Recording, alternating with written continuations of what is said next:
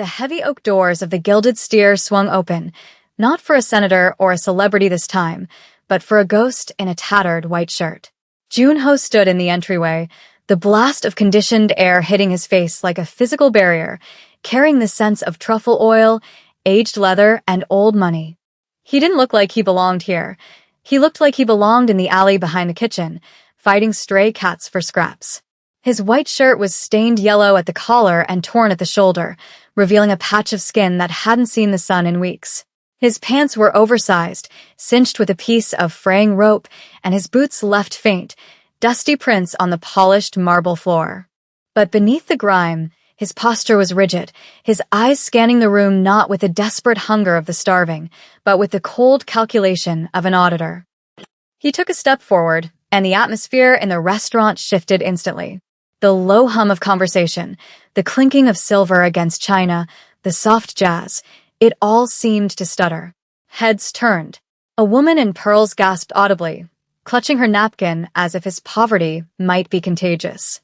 Junho ignored them. He wasn't here for their approval.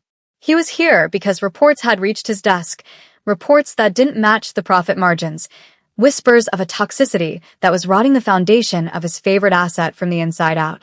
To the world, he was the unseen owner of a massive hospitality conglomerate, a man whose signature moved millions.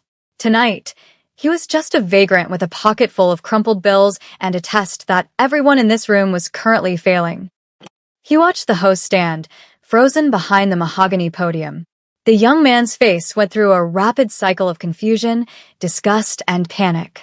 This was the first line of defense, the gatekeeper of the sanctuary. Junho waited, letting the silence stretch, letting the discomfort marinate. He wanted to see if humanity existed here, or if the culture of elitism had completely metastasized. He adjusted his dirty cuffs, feeling the rough fabric scratch his wrist. The sensory details were sharp, the way the crystal chandelier refracts light, the disdain in the eyes of a man cutting a porterhouse steak 3 tables away. It was a theater of cruelty, and the curtain had just risen. He took another step, deliberately heavy, his boot thudding against the floor. He wasn't leaving. Not yet. Not until he found the rot he could smell beneath the expensive cologne and sizzling fat. The manager descended on the scene like a vulture spotting a dying animal. Preston was a man who wore his authority like a weapon, his suit tailored too tight, his hair gelled into a helmet of sleek arrogance. He didn't walk. He marched, his eyes narrowing as he assessed the threat to his meticulously curated ambience. Junho saw the sneer form on Preston's lips before the man even spoke. It was a look Junho had seen 1,000 times in his youth, before the money, before the power. It was the look that said you are dirt. Preston stopped 3 feet away, maintaining a hygienic distance, his nose wrinkling slightly. He didn't ask if Junho needed help. He didn't ask if there was an emergency. He simply pointed a manicured finger toward the door, his voice a low, venomous hiss designed to cut without disturbing the VIPs. "Get out," Preston said, the words sharp and final. "We don't serve your kind here. The soup kitchen is 5 blocks east. Leave before I call security and have you dragged out." Junho didn't flinch. He let his gaze drift past Preston, scanning the floor staff. They were frozen, watching the confrontation with a mix of fear and relief that it wasn't them being targeted. Then he saw her. A waitress in a white dress and a red vest stood near the kitchen doors, holding a tray of water glasses. She wasn't looking at him with disgust.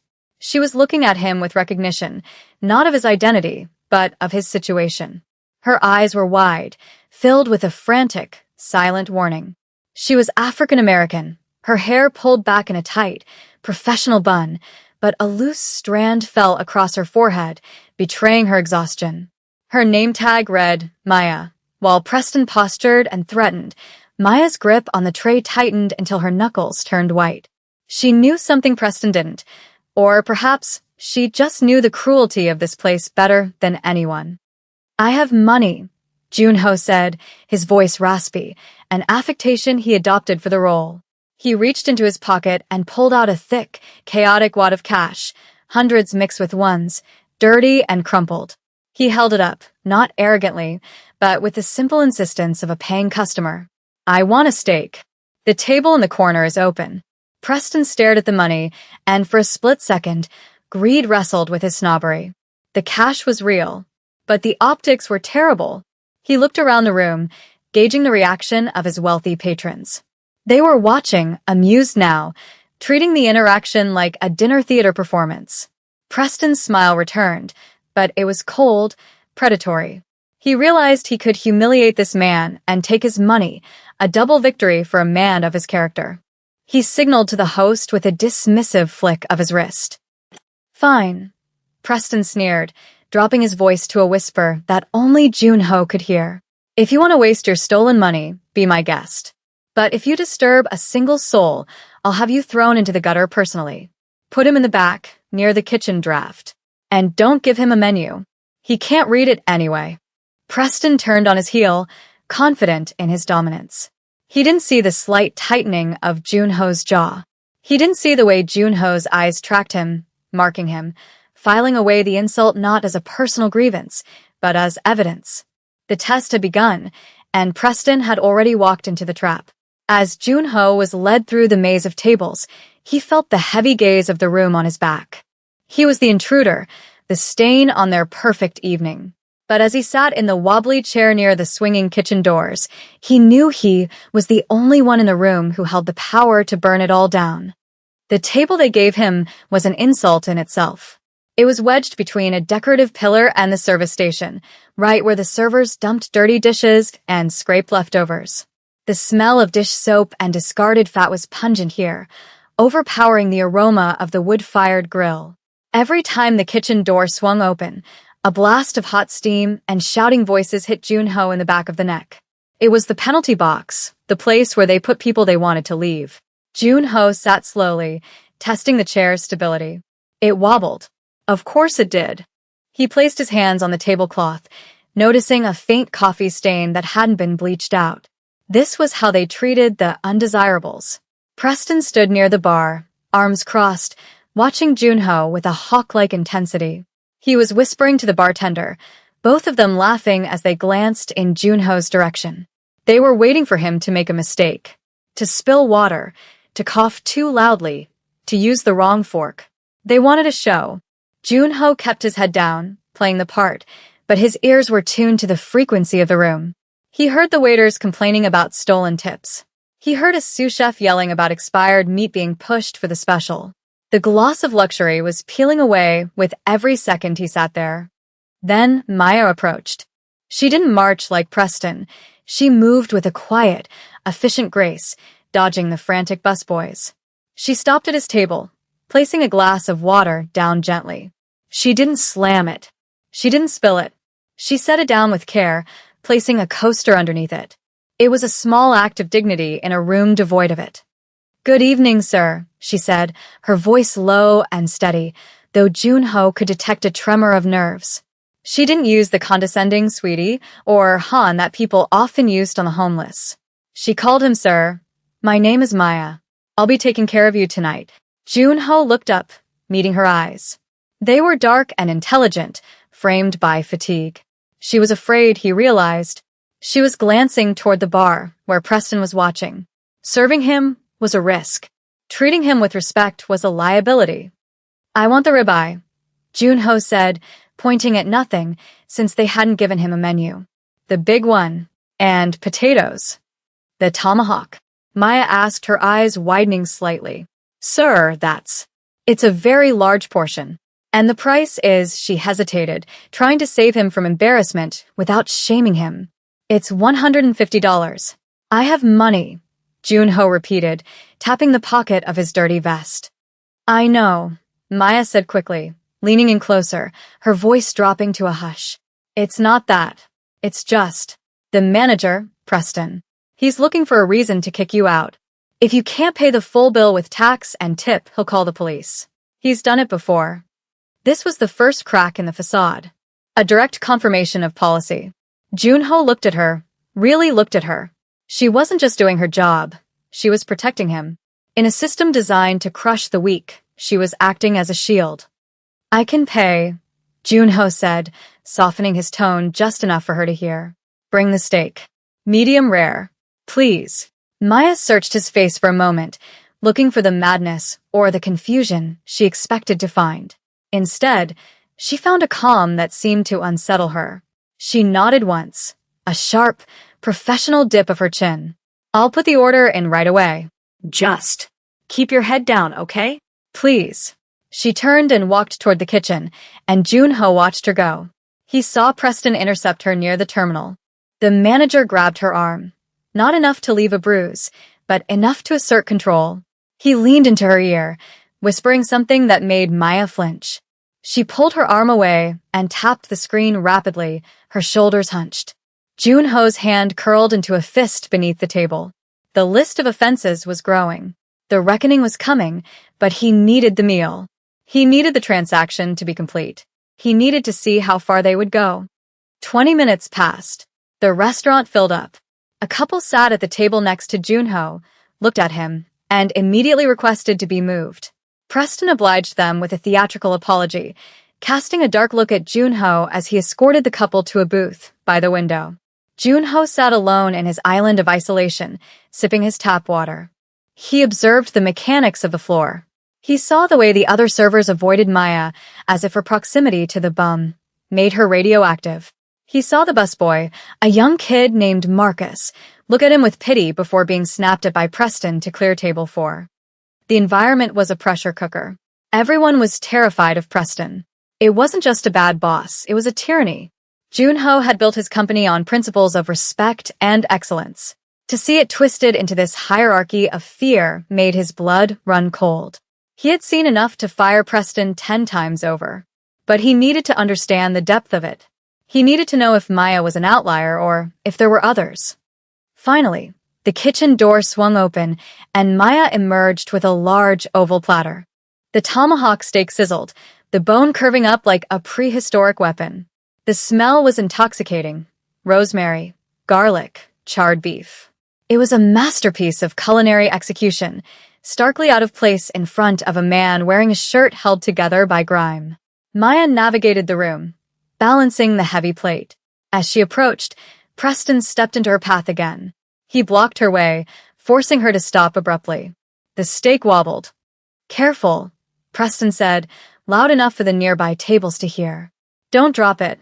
That steak costs more than your rent." A few diners chuckled. Maya's jaw tightened, but she didn't respond. She stepped around him, her movements stiff. She brought the steak to Junho's table and set it down. It was perfect. A king's meal for a pauper. But Maya didn't step back immediately. She hovered, her body blocking Preston's line of sight for a fraction of a second. "Is there anything else, sir?" she asked loudly, for the benefit of the room. Then her hand moved. It was a sleight of hand that would have impressed a magician. As she placed the steak knife down, her fingers brushed against his rough palm. A small, folded piece of paper, no larger than a fortune cookie strip, was pressed into his hand. It was done so quickly, so smoothly, that if Junho hadn't been trained to notice details, he would have missed it. She pulled back, her face a mask of neutral service. "Enjoy your meal." She walked away quickly, heading straight for the water station as if she needed to busy her hands. Juno sat frozen. The steak sizzled in front of him, the steam rising in lazy curls. He didn't pick up his fork. He kept his hand closed around the paper. His heart rate spiked. This wasn't part of the test. This was something else. A variable he hadn't accounted for. Slowly, carefully, he unfolded the paper in his lap, shielding it from the cameras and Preston's prying eyes. The paper was a receipt slip, the back scrawled with shaky blue ink. The message was short, rushed, and terrifying in its implications. "Don't eat the meat." They messed with it. "He wants you sick so you leave." "I'm sorry." Junho stared at the note. Then he looked at the steak. It glistened with butter and herbs, looking for all the world like the finest meal in the city. But now, through the lens of the note, it looked like poison. He looked up, searching for Maya. She was at the far end of the room, pouring wine, but her eyes darted back to him, filled with a desperate terror. She had risked her job, perhaps her safety, to warn a homeless stranger. The coldness in Junho's chest expanded. This wasn't just poor service or snobbery anymore. This was assault. This was criminal. And Maya, the woman in the red vest, had just handed him the weapon he needed to execute the final judgment. He folded the note and slid it into his pocket, right next to the wad of cash. He picked up his knife, but he didn't cut the meat. He sat there, stone still, waiting for Preston to come over and ask how it tasted. And he would. The predator always returned to check on the kill. Junho's grip on the knife handle tightened until his knuckles matched the white of the tablecloth. The game had changed. It was no longer an inspection. It was a war. And the man in the dirty shirt was about to declare it. Junho sat motionless, the note burning a hole in his pocket against the rough fabric of his trousers. The tomahawk steak sat before him, a beautiful, glistening lie. The smell, which moments ago had been intoxicating, now carried a faint, acrid undertone that his survival instincts, honed in the brutal backstreets of so long before he ascended to the boardroom, recognized instantly. It was the scent of contamination. Whether it was floor cleaner, excessive salt to mask spoilage, or something more bodily and vile, he didn't need a lab test to know the meat had been weaponized. Preston wasn't just refusing service. He was actively assaulting a customer he deemed subhuman. Junho's eyes flicked to the reflection in the darkened window pane to his right. He could see Preston at the service station, his back turned to the dining floor, shoulders shaking slightly in what looked like suppressed laughter. The manager was sharing a joke with a busboy, pointing toward the corner table. They were waiting for the show. They wanted to see the homeless man choke, or vomit, or recoil in confusion, validating their belief that he was nothing more than an animal reacting to stimuli. The rage that uncoiled in Junho's chest was cold and sharp, distinct from the hot, messy anger of a common brawl. This was the icy calculation of a man who owned the building, the land, and the very debt that kept this restaurant's vendors from cutting off supply. But he couldn't strike yet. He had to secure the chain of evidence. If he stood up now, Preston would claim it was a misunderstanding, that the meat was fine, that the homeless man was crazy. Junho picked up his fork and knife, his movements deliberately clumsy. He saw Maya watching from the shadows of the kitchen doorway, her hand pressed over her mouth, her eyes wide with terror. She thought he hadn't read the note. She thought he was about to eat the poison she had tried to save him from. He needed to signal her, but he couldn't break character. Not with the cameras recording and Preston's eyes now swinging back to check the progress of his prank. Junho sliced a piece of the meat. It was cooked perfectly medium rare, a tragic waste of premium beef. He brought the fork to his mouth, pausing just an inch from his lips. He saw Preston lean forward, the predator anticipating the snap of the trap. Instead of eating, Junho lowered the fork and let out a loud, hacking cough, a performance of sickness that fit his disguise perfectly. He grabbed the napkin, a pristine white cloth that felt like silk, and pretended to wipe his mouth, deftly sliding the cut piece of meat into the folds of the fabric. He crumpled the napkin in his hand, hiding the evidence. To the observer, it looked like a vagrant wiping his face. To Junho, it was the acquisition of Exhibit A. He repeated the process, cutting another piece, feigning a bite, and stashing it. He needed Preston to believe the transaction was complete. He needed the manager to believe the victim had been victimized. Only then would the arrogance be absolute. Only then would Preston's guard drop low enough for the final blow. The restaurant hummed around him, oblivious. A man at the next table laughed at a story about a yacht rental, clinking his wine glass. The disconnect between the surface luxury and the rotting moral core of the establishment was nauseating. Junho placed the fork down with a clatter. He sat back, letting his shoulders slump, projecting the image of a man satisfied, or perhaps sickeningly full. He waited. He knew the shark would come to inspect the water. Preston didn't disappoint. Within seconds of Junho putting the fork down, the manager smoothed his jacket and began his approach. He didn't walk with the hurried pace of service. He sauntered, a smirk playing on his lips that he didn't bother to hide. He stopped at the edge of the table, looking down at the plate with the missing bites. "I see you've enjoyed the chef's special," Preston said, his voice dripping with faux politeness, loud enough for the nearby tables to hear. "It's a very rich cut.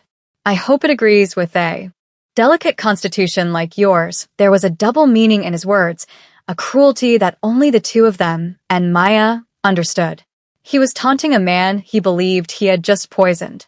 Preston reached for the plate, his fingers brushing the edge. "Shall I clear that for you? Or can you not afford to leave a single scrap behind?" "Leave it," Junho said, his voice raspy but firm. He placed a dirty hand over the edge of the plate. "I am not finished. And I have not paid." The mention of payment made Preston's eyes light up. This was the second part of the trap. Preston fully expected the card to decline, or for the cash to be short, giving him the legal right to call the police for theft of services. He wanted the arrest as much as he wanted the humiliation. "Of course," Preston said, pulling a leather billfold from his pocket and dropping the check onto the table. It landed with a soft thud. "The total is $162. Service is included, though I doubt you know what that word means." Preston stepped back, crossing his arms, turning his body slightly toward the dining room as if presenting the finale of a play. "Cash only, I assume. I don't think they issue Amex Black cards to residents of the underpass." Junho reached into his pocket. He bypassed the note from Maya, his fingers brushing against the paper that had saved him, and grabbed the wad of cash. He pulled it out, a messy, chaotic brick of bills. He began to count them out onto the white tablecloth, one by one. The bills were crinkled, some stained with coffee, others torn at the corners. He smoothed each one out with agonizing slowness. $1, $5, 10. The process was excruciating. The diners nearby stopped eating to watch. It was a spectacle of poverty in a temple of wealth. Preston tapped his foot, checking his watch, rolling his eyes at a table of regulars who were snickering. But Junho wasn't just counting money, he was buying time. He was letting the tension build until it was a physical weight in the room. He needed every eye on him. He needed the audience to be fully engaged so that when the curtain fell, they would never forget what they saw. He placed the final bill on the stack. $170. "Keep the change," Junho said, looking up. For the first time, he dropped the vacancy from his eyes. He looked directly at Preston, and the intensity of his gaze made the manager blink. "For the staff. For the ones who actually work," Preston hesitated, a flicker of unease crossing his face. The homeless man wasn't cowering. He wasn't sick yet, and he had paid. The narrative Preston had constructed, of the thief, the nuisance, was crumbling. But greed won out. Preston reached out and snatched the money from the table, not bothering to count it. "Right," Preston said, turning away. "Now get out. You've eaten. You've paid. Your presence is no longer required." He made a shooing motion, like one would to a stray dog. Go. "Before I have security drag you out the back." This was the moment, the fulcrum upon which the entire evening balanced. Preston had taken the money. The contract was sealed. The service, poisoned food, had been rendered and paid for. The crime was complete. Junho didn't move toward the door. Instead, he slowly pushed his chair back. The scrape of the wooden legs against the floor was loud, a harsh, grating sound that silenced the nearest conversations. He stood up. He didn't stand like a man with a broken spirit or a bad back. He uncurled his spine, rising to his full height, which was considerable. He rolled his shoulders back, shedding the hunch he had adopted for the last 2 hours. He reached for the napkin on the table, the one holding the tainted meat, and tucked it securely into his left pocket. Then, he reached into his right pocket and pulled out something that didn't belong to a homeless man. It was a sleek, matte black smartphone, the kind that cost more than the steak he had just purchased. He placed it on the table, the screen lighting up. "I don't think I will be leaving, Preston," Junho said. His voice had changed completely. The rasp was gone. The hesitation was gone. The voice that emerged was a deep, resonant baritone, clipped and precise, carrying the weight of boardrooms and backroom deals. It was the voice of a man who gave orders, not one who took them. In fact, Junho continued, unbuttoning the dirty cuffs of his shirt to reveal a gold watch that gleamed under the chandelier light. "I think everyone else is going to be leaving. Except you." The volume of the room dropped to 0.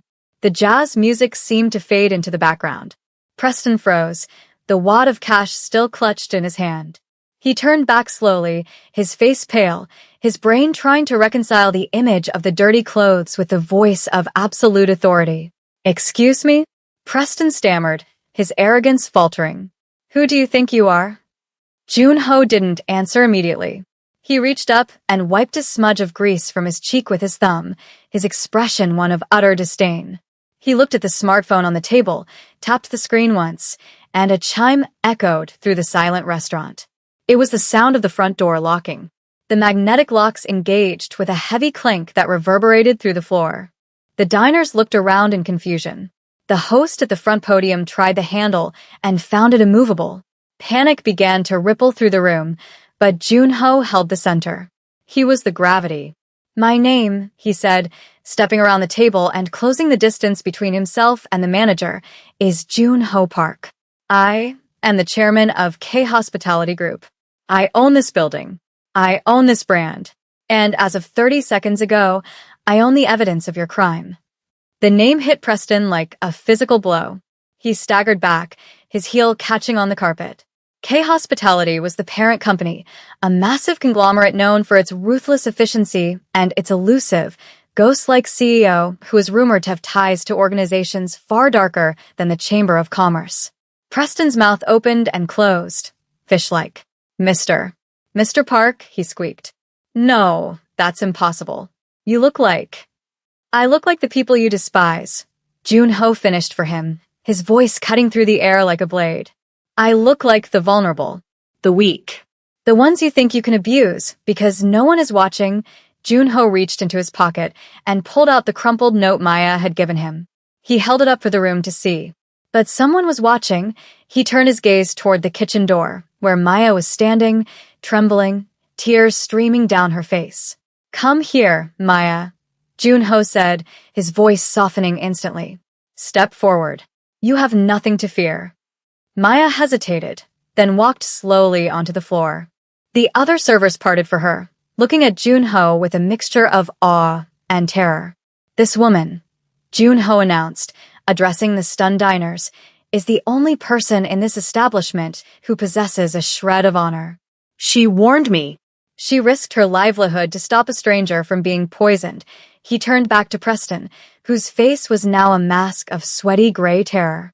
"You, on the other hand, ordered your kitchen to contaminate food. You took payment for it. You mocked the transaction." Jun-ho took a step closer, invading Preston's personal space, radiating a menacing energy that made the manager shrink. "Do you know what we do with rot in my organization, Preston?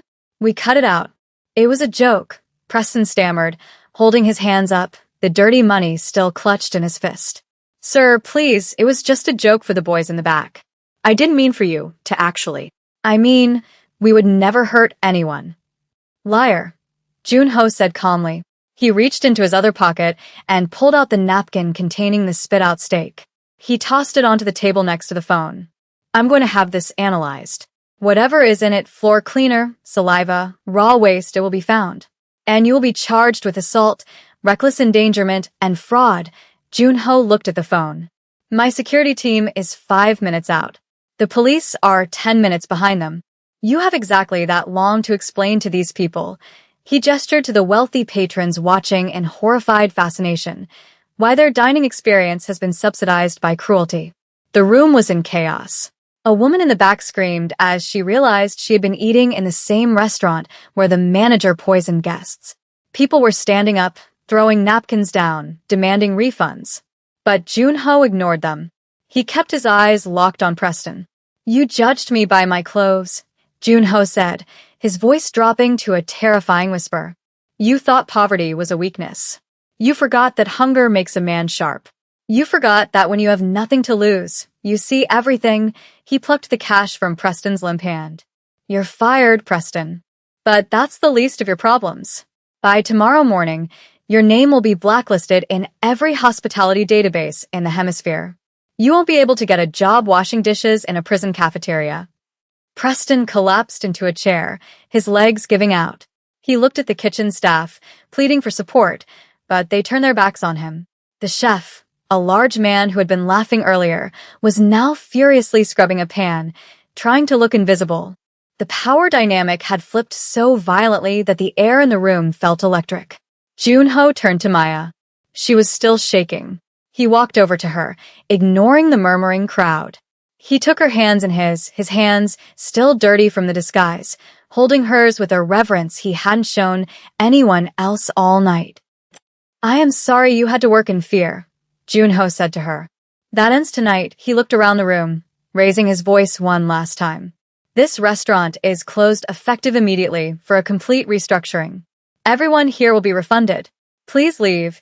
He gestured to the door, and the magnetic locks clicked open with a decisive snap.